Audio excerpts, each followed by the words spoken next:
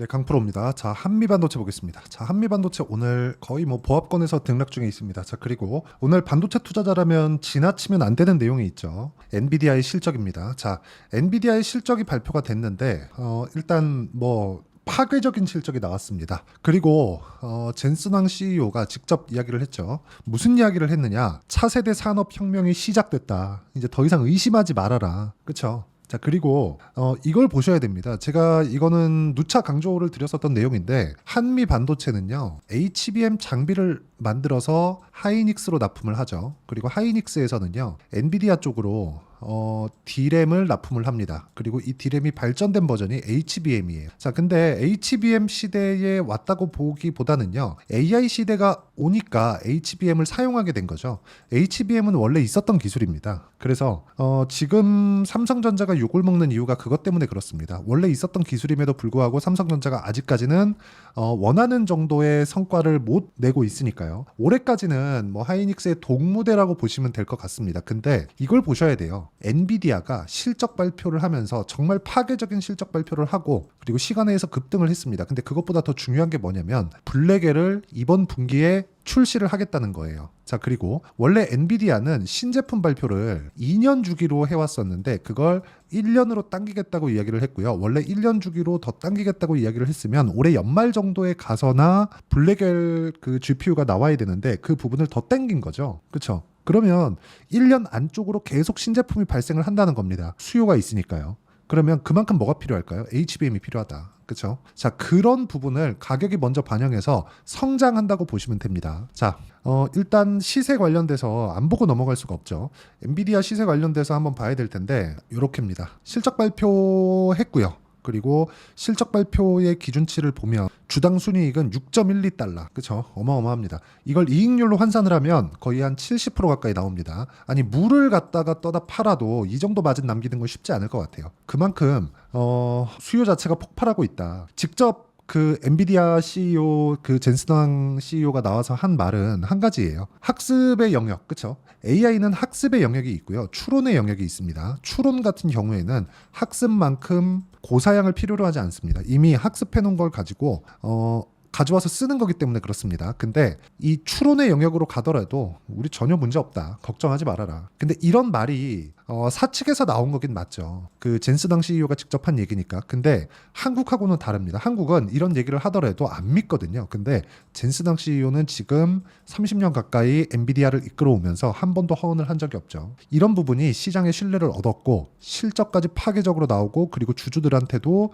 무언가 조금 혜택을 줄 수 있는 10분의 1로 주식 분할을 하겠다. 그쵸? 이런 내용이 발표되면서 시간외에서는 6% 상승 마감이 됐습니다. 자, 실적을 앞두고 많이 걱정을 하셨던 분들이 있었던 걸로 압니다. 근데 제가 어저께도 한미반도체 영상에서 계속해서 말씀드렸었던 건 실적은 잘 나온다. 하지만 2분기 전망치, 올해 전망치 이런 부분이 어떻게 발표를 하는지가 중요하다. 그런 부분이 중요하다고 했는데 결과적으로 보면 2분기 전망치나 올해 전망치, 연간 전망치도 바뀐 게 없었죠. 계속해서 긍정적인 내용으로 발표를 했습니다. 그리고 그런 부분을 시장에서는 신뢰를 얻고 있어요. 그리고 이런 구간에 맞춰서 한국 시장에서도 하이닉스가 뭐 엔비디아만큼 폭발적으로 올라가진 않았지만 계속해서 강세 구간에 있고요. 그런 상황에서 한미반도체 같은 경우에도 상당히 많이 올랐음에도 불구하고 어떻게 됐나요? 빠지지 않고 있죠. 그래서 지금부터 가장 중요한 건 얼마에 살래예요. 제가 계속 강조드리잖아요. 얼마에 살래? 어느 정도 가격대에 맞춰놔야 내가 꾸준하게 수익을 낼 수 있을까? 그 부분이 중요하다고 제가 누차 말씀드리고 있는 겁니다. 그리고 오늘부터는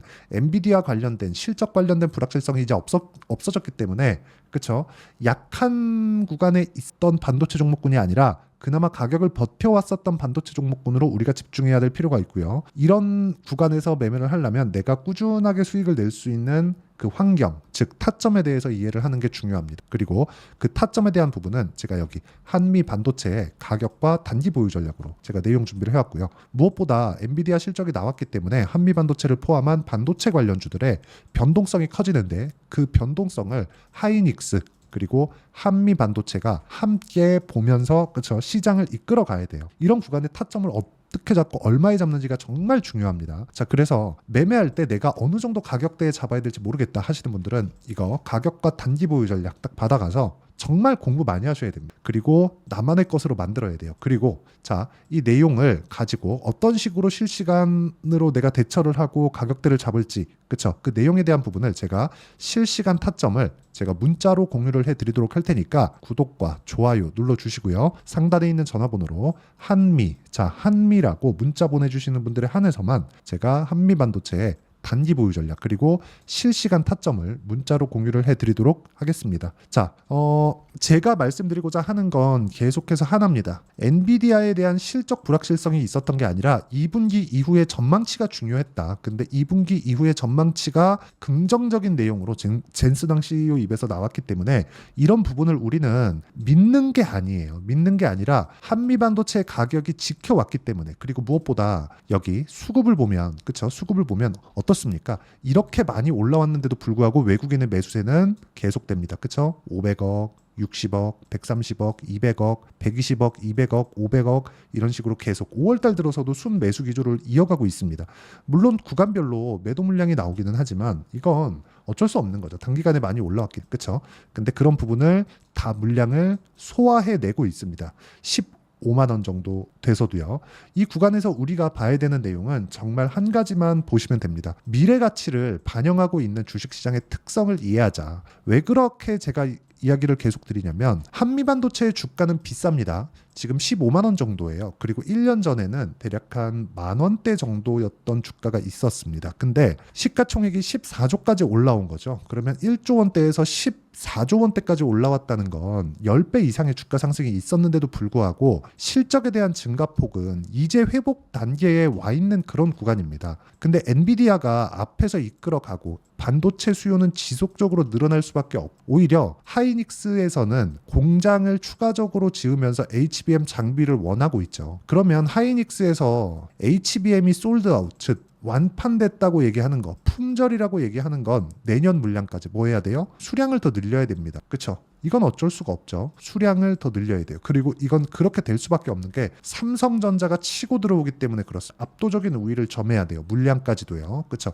HBM 관련된 물량은 삼성전자가 아직 못하고 있기 때문에 하이닉스가 압도적으로 많다고 보시면 되는데, 그러면 물량을 늘리기 위해선 장비가 추가적으로 필요하고, 그 추가적으로 필요한 장비는 한미반도체에서 당연히 납품을 하게 되죠. 한미반도체만 납품하는 건 아니지만 관련돼 있는 종목들이 움직이기 위해서는 한미반도체의 시세가 유지가 되어야 되고, 지금 한미반도체의 시세가 유지되기 위한 조건인 삼성전자가 안 빠지는 것, 그리고 하이닉스가 추가적으로 올라가는 것, 둘 중에 하나만 나와도 한미반도체의 시세는 나올 수 있는데 그 두 개가 같이 나오고 있다는 점이 한미반도체의 시세를 강하게 만드는 요인이 됩니다. 자, 그러면 이런 상황이 왜 나올지, 그리고 우리가 왜 강한 종목군들을 매매를 해야 될지, 그 내용에 대해서 제가 이야기를 드리면, 자, 매매를 해왔었던 결과를 보시면 됩니다. 자, 내용 보시면 그래요. 한미반도체 신고가 구간에 있기 때문에 제가 계속해서 말씀을 드리고 있는 거고요. 여기 보시면 제가 매매를 한 내용이 정확하게 있죠. 어떻습니까? 일진전기예요. 최근에 전기 관련 주가 굉장히 강한, 이것도 반도체 때문에 그렇습니다. 그런데 어때요? 계속해서 강세를 보이는, 그쵸? 상승하는 구간에 매매한 결과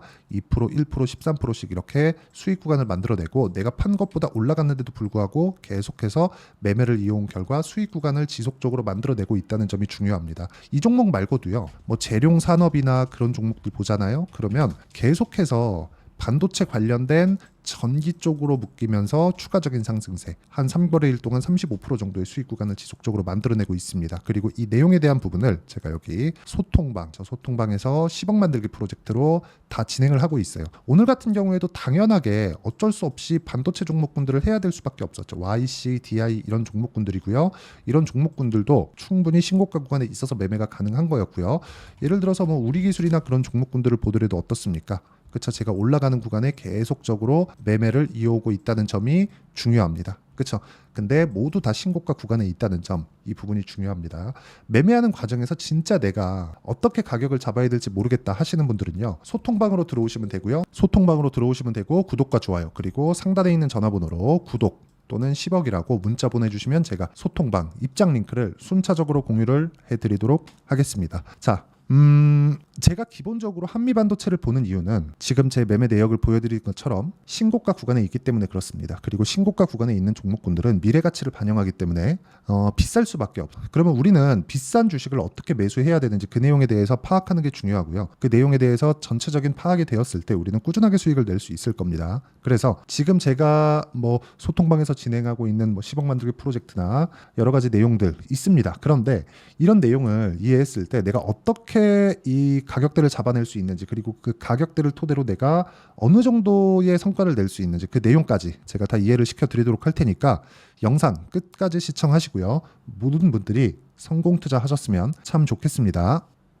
자, 24년도가 돼도 여전히 시장은 녹록지 못합니다. 이런 상황이 벌어지는 건 어쩔 수 없습니다. 이런 상황에서도 수익이 나는 종목들의 구조는 변하지 않습니다. 즉 대시세 종목에 대한 구조는 변하지 않는다는 거고, 실제 제가 소통방에서 지속적으로 이야기를 드리고 있는 내용도 대시세 종목이나 시장 주도주를 공략하는 건 철저하게 가격 분석을 하라고 이야기를 드리고, 가격 분석 이후에는 이슈에 대한 파악, 그리고 이슈를 파악하고 나서는 다시 내가 얼마에 매수할지 그 타점에 대한 부분을 지속적으로 언급을 하고 있습니다.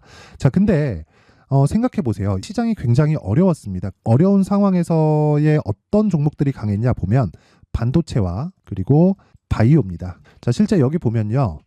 HLB에 제가 실제 매매한 내용을 띄워놓고 보여드리고 있는데 1월 22일부터 매매를 시작해서 4일 동안 31%의 수익 마감이 됐고요. 그리고 여전히 신고가 종목입니다. 자, 그리고 그 다음 어보브 반도체, 이름을 보시다시피 반도체 종목이죠. 그리고 AI 반도체는 지속적으로 강세를 보이고 있습니다. 이 종목도 신고가를 먼저 달성한 이후에 제가 21%의 단기간에 21%의 큰 수익을 내고 마감이 됐습니다. 다시 재공략을 준비하고 있고, 이런 부분은 소통방에서 다 공유를 해드립니다. 자, 그리고 코세스. 자, 코세스 같은 종목도 당연히 그쵸, 신고가 종목이고요. 그리고 반도체 종목입니다. 이 종목도 영업일 기준에서 이틀 동안 대략 한 15%의 수익 마감이 됐습니다. 내용을 한번 보시면 어떻습니까? HLB를 포함해서 뭐 30%, 20%, 뭐 15% 이런 식의 수익이 지속적으로 발생하고 있는데, 이 세 종목 모두 다 신고가 종목이고 1월 달에 시장이 약세를 보이고 있는 구간에서도 강했었던 그런 종목입니다. 특징점이 하나 있는데 그 이슈에 앞서서 가격이 먼저 반영했다는 거죠. 그렇게 제가 가격을 먼저 보고 이슈에 대해서 파악하는 이유는 결과적으로는 큰 시세를 먹기 위한 사전 준비 작업입니다. 실제로 큰 시세를 먹기 위해서 사전 준비 작업을 했을 때 여기 레인보우 로보틱스 127%, 그리고 ISC 98%, 그리고 한미반도체 97%의 큰 수익을 내는 상황을 만들 수 있습니다. 어떤 식으로 소통방에서 진행됐는지, 그쵸? 그 상황을 제가 이야기를 드린 건데, 이런 상황도요, 당연히 신고가를 공략했을 때 가능한 겁니다. 자, 그러면 이번에도 마찬가지입니다. 그쵸? 정부 주도의 코리아 디스카운트 해소 방안이 2월 달에 발표를 하고요. 그리고 2월 달에 발표된 내용을 토대로 주가가 움직이는 게 아니라 이미 움직인 내용이 있죠. 실제 이 내용은 크게 중요한 게 아니라는 겁니다. 실제 움직인 내용을 보면, 자, 기아차입니다. 실제로 12월 달에 신고가를 만들어 놓고 정부에서 입김을 불어 넣으니까 순식간에 기아차를 포함해서 현대차 같은 거대 기업들의 주가가 2주도 채 되지 않아서 40% 정도의 큰 시세를 냅니다. 자, 그러면 우리는 어떤 종목을 봐야 될까요? 이슈를 파악해야 되는 것도 맞지만 철저하게 가격에 맞춰서 매매를 해야 되는 게 당연히 중요합니다. 정부가 주도하는 정책 방향이 있겠죠. 그 방향에 맞춰서 우리가 종목을 찾을 필요가 있다.